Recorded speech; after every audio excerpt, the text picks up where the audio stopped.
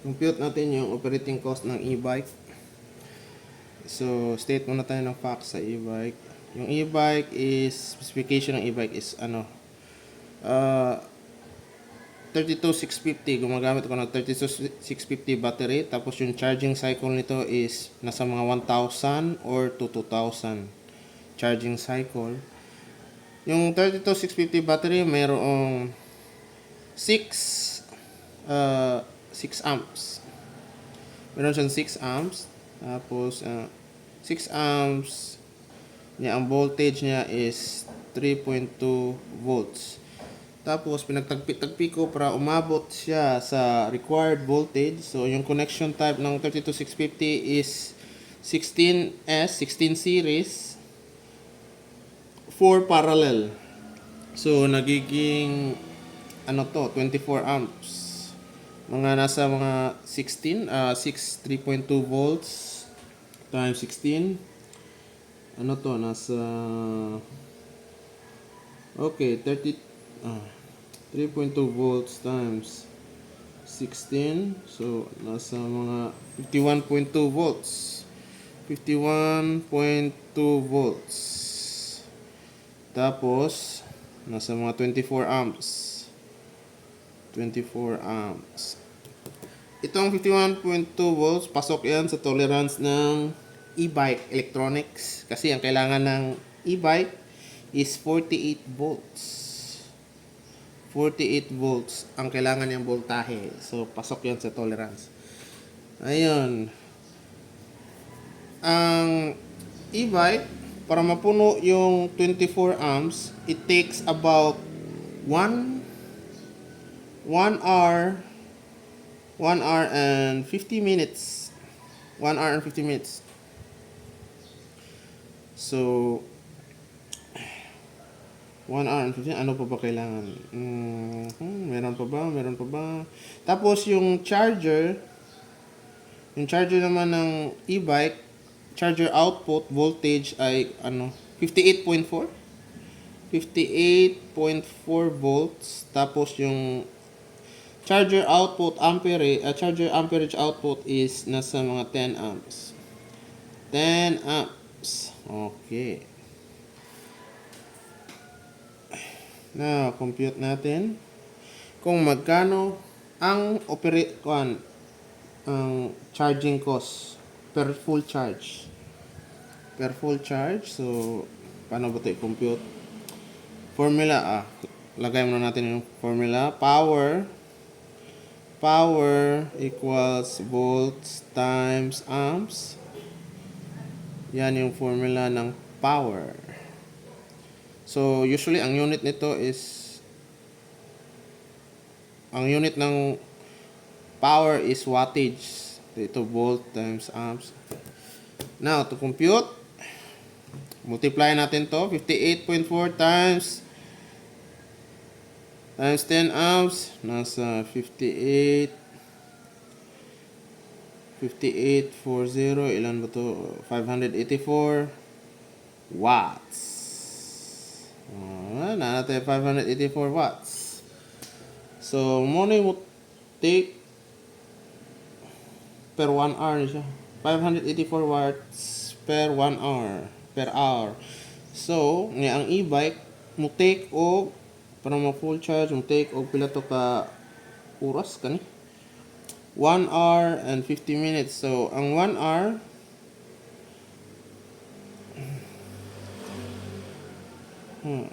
1 hour. So, i-turn into hours na to ang 50 minutes. Kaya para the same units sila. Kaya di mo pwede. So, pila man yung 50 minutes into hours. So, compute na to. Ang 50 minutes times 1 hour divided by 60. So, calculator.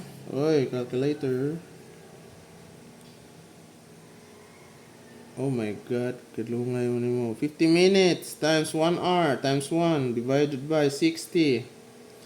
So, 0.833. Redundant. Ang unit, ang mahibilin ng unit, cancel ang minutes, mahibilin ng unit is hour. So, hour. So, muna siya. So, may mo siyang kaning 584 watts. Multiplyan na to og 1.83 hours. So, mo take siya og so 584 times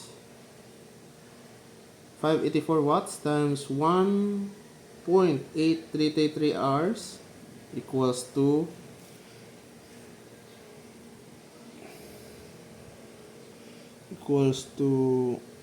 1,000 10,070.472 watt hour yan. Yan ang total wattage na makuha per 1 hour and 50 minutes. Yan ang wattage. So, magkano ba ang per kilowatt hour sa lugar namin? Yung kilowatt per hour sa lugar namin, pagpalagay natin sa 16 pesos. So, multiply natin to ng 16 pesos divided by 1,000 watt per kilowatt hour. 16 pesos per kilowatt hour. So, multiply natin. So, neglect na lang natin yung hour. Neglect na lang. So, mangyayari 10 70.42 72 72 times 16 kasakit akong tiil divided by 1,000. So ang sagot is okay, narito ang sagot equals cancel yung watt, natitirang unit is peso, 17 pesos point 1275.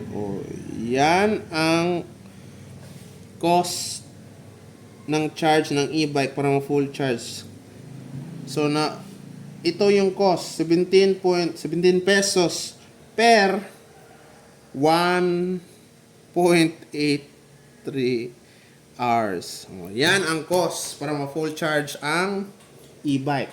It's about 17,000. Now, so compute naman natin yung lifespan. Kasi yung e-bike may 1,000 to 2,000 charging cycle. So, multiply na lang natin. Yung amperage ng e-bike is ng battery ng e-bike is 24 amps. So, yung 24 amps times 1,000 charging cycle. So, magiging 24 amps. Na 24 amps. Yung e-bike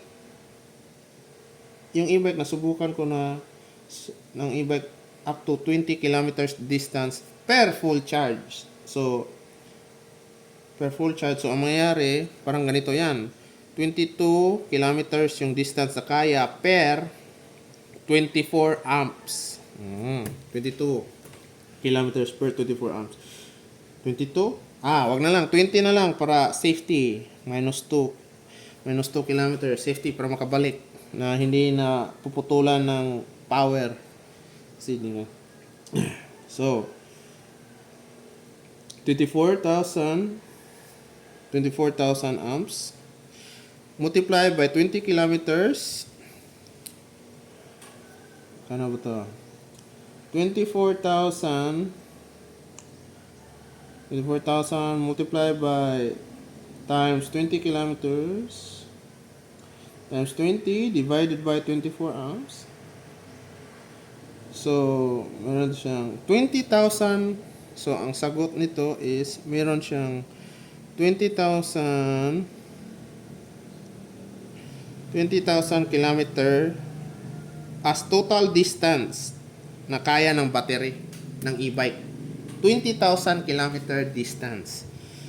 Now, kung meron siyang 20,000 kilometer distance, so ilan ba yan in peso total sa buong cycle ng bike?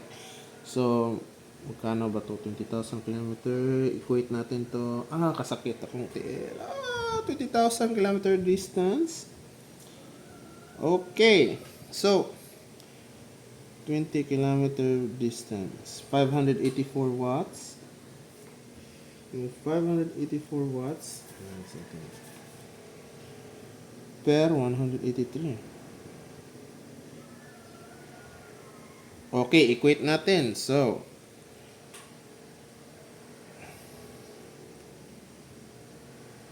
it's safe to assume na 20 kilometers is equal to 1.83 hours.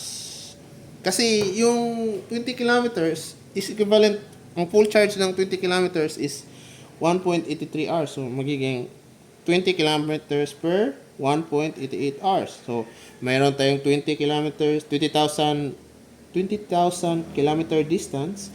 Tapos ang equation ng e-bike is 20 kilometers is equal to 1.83 hours. Ang 1.83 hours, yan yung full charge. Tapos sa full charge, aabot siya ng 20 kilometers. So, ganito na lang. So, 20,000 kilometer times 1.833 hour times 20 kilometers. So, ang magiging sagot niyan is 20,000 times 1.833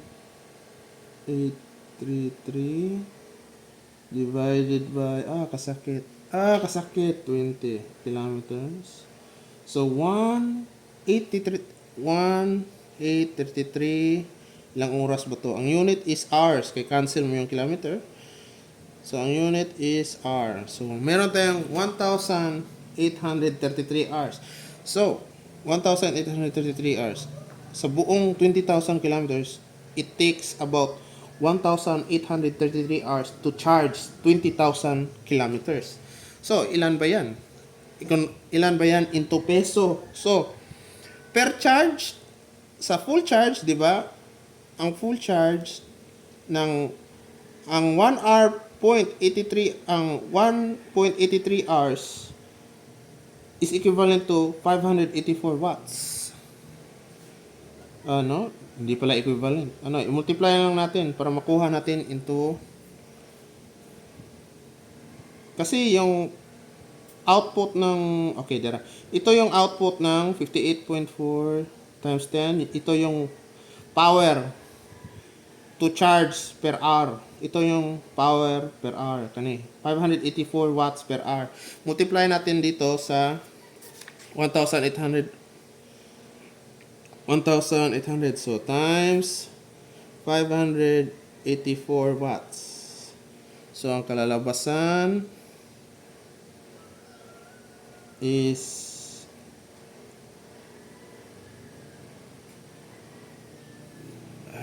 calculator, kasakit. I'm in pain. Nabalian kasi ako ng buto. I'm in pain kaya hindi ako makapag-isip ng straight. 1.833 times 584 watts. So, equals to 1,000. No. 183 naman.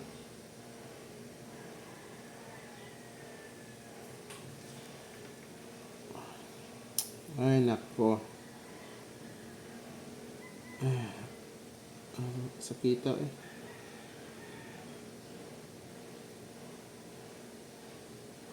1,833. 1,800. Okay. Shit. Ang sakit. 1,833 hours times 580. Na-overpindot na naman ko. Times 584. 584 watts is equivalent to, bakit ayaw mo mapindot? Okay. So, equivalent to 1 million. Umabot ng 1 million. 1 million, ilan ba to? Sulat ko muna. 1,472. 1,472 watts. So, sa 1,070,472 watts times natin sa per kilowatt hour sa lugar namin na 16 pesos. 16 pesos per kilowatt hour. So, multiply natin ng per kilowatt hour. So, yung 1, sulat natin ulit, 72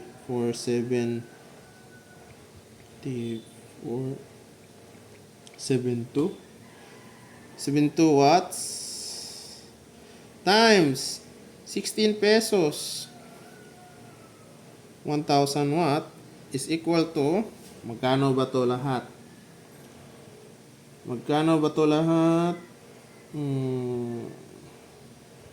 Times 16 divided by 1,000. So, give or take, ito yung pinaka minimum cost, total cost na magagastos sa pag-charge mo ng e-bike.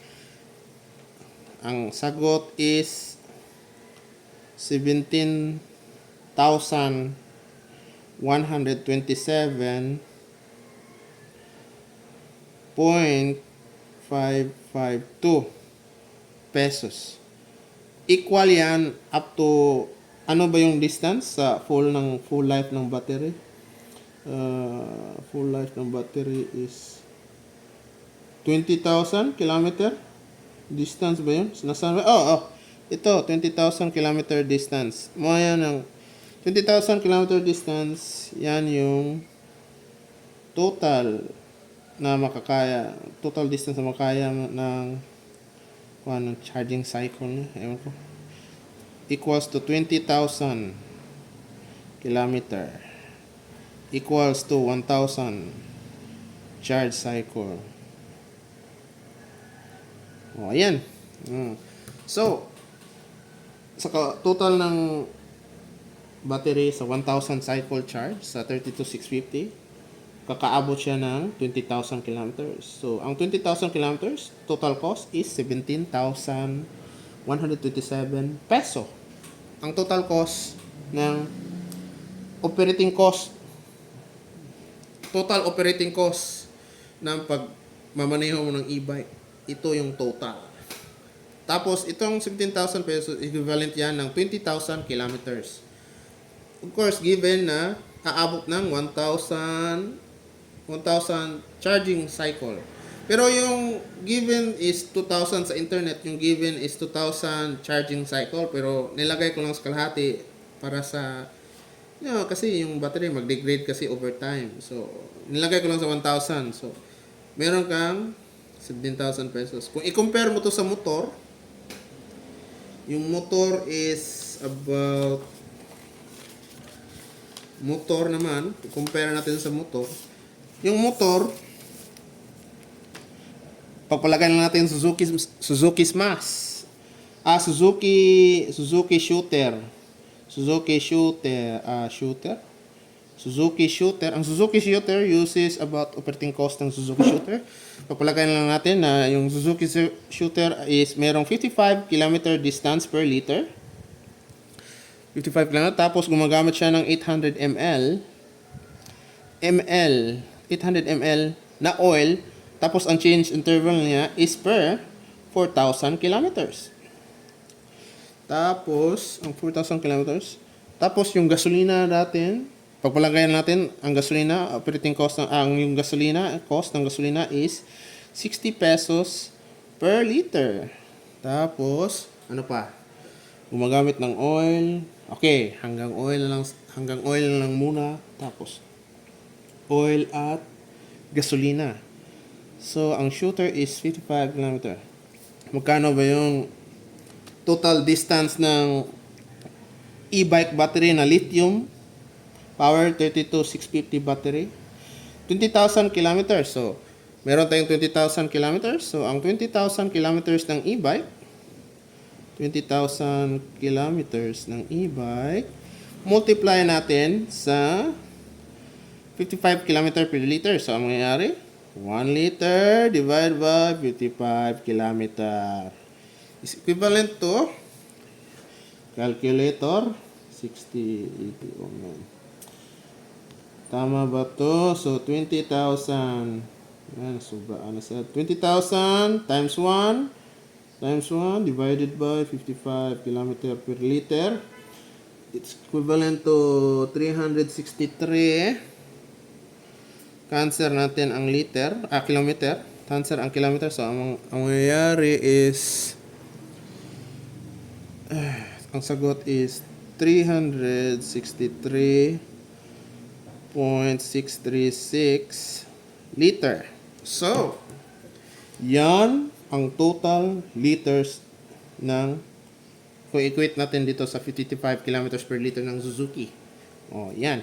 Tapos, so magkano ba to in peso? Itong 363.636 liters into peso. So, equate natin. Multiply natin. Equate naman. Ewan ko anong term yan. Basta ganito yung formula. So, 363 times 60 per liter.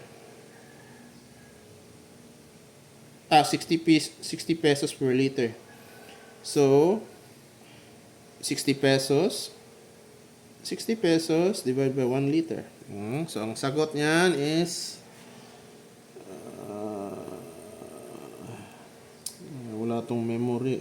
363.636 times 60 pesos divided by 1 liter. So, ang cost niyan is, cancel niya yung liter. So, matitirang unit is peso.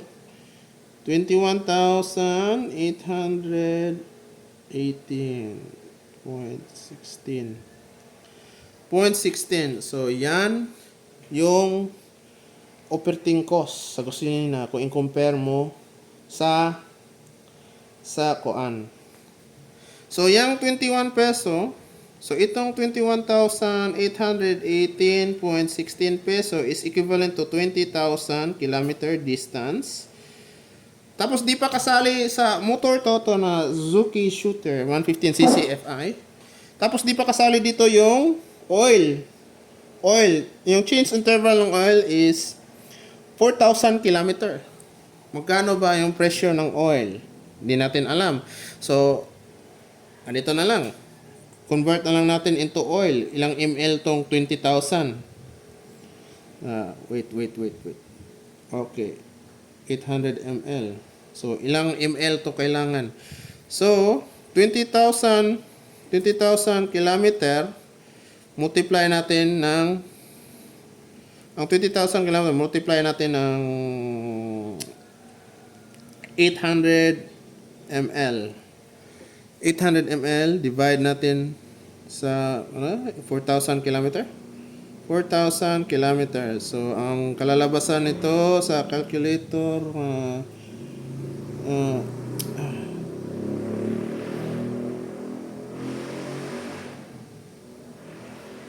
so, ang 20,000 kilometer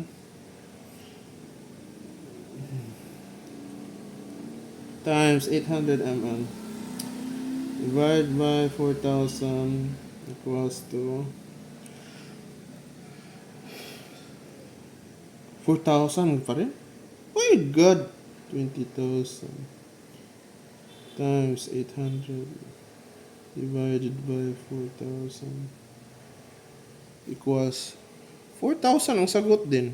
4,000. Ano bang unit nito? Cancel ang kilometer, so ml. So, meron tayong sa 20,000 kilometer distance, gagastos ka ng 4,000 ml. Now, magkano ba yung oil? Magkano yung oil na 40 viscosity? Pagpalagay na lang natin na yung oil is about 200 pesos. 200 pesos ang oil per 1 liter.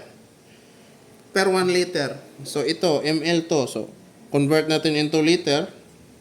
Wag na lang. Itong 1 liter is equivalent to how many, ano ba to, ml? 1,000. So, parang ganito na lang yan. 200 200 per 1,000 ml. 200 pesos per 1,000 ml. So, itong 4,000 ml, multiply natin ng 200 peso divide 1,000 ml. So, ang sagot, calculator again. Raw 4,000 times 200 divided by 1,000 ml equals to 800. So ang sagot is 800. Cancel yung ml. So ang sagot is 800 pesos. So, sa total na 20,000 kilometer, i-add mo na lang to.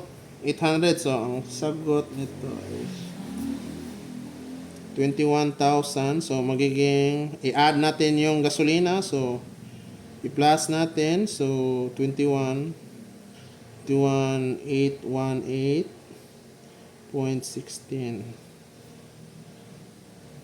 plus 21,818.16 so total of 22,618.16. Di pa kasali yung oil filter kasi yung oil filter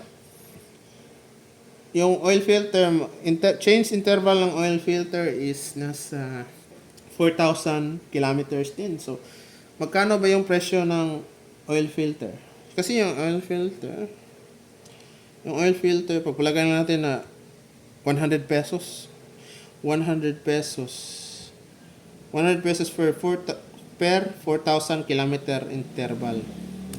So, yan lang. Kung i-compute, di ko na lang i-compute, basta yon. Yan yung comparison. So kung sa conclusion, therefore, diba? Yung 20,000 kilometer distance ng e-bike, mag-cost ng 17,000, mag-cost ng about 17,127 pesos. Kung kakayanin niya yung 1,000 charge cycle.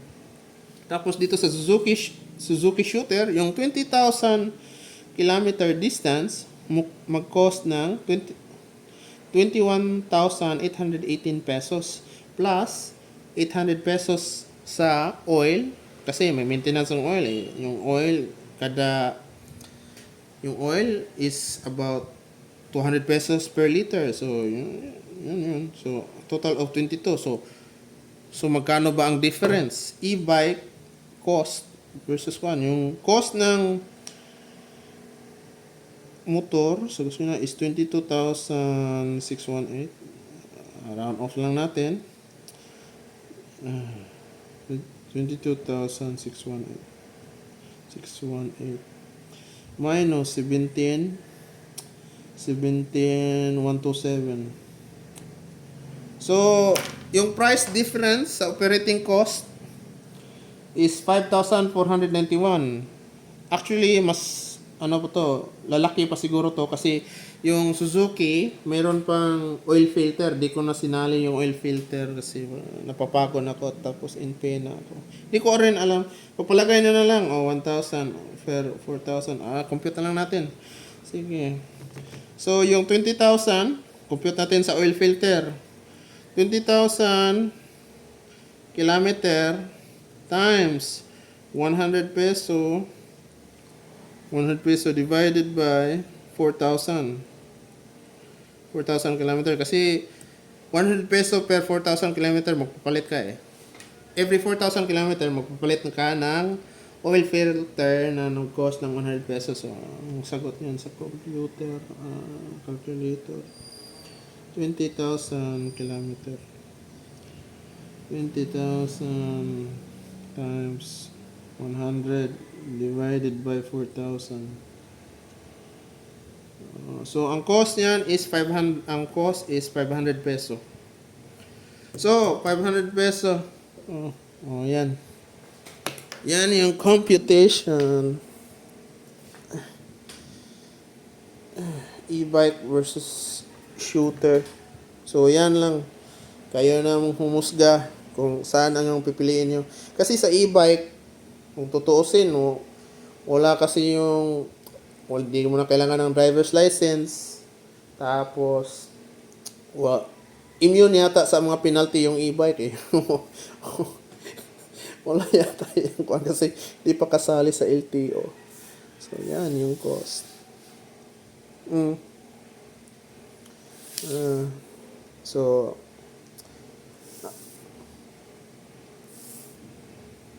1,000. Yan kung 1,000, paano pag 2,000?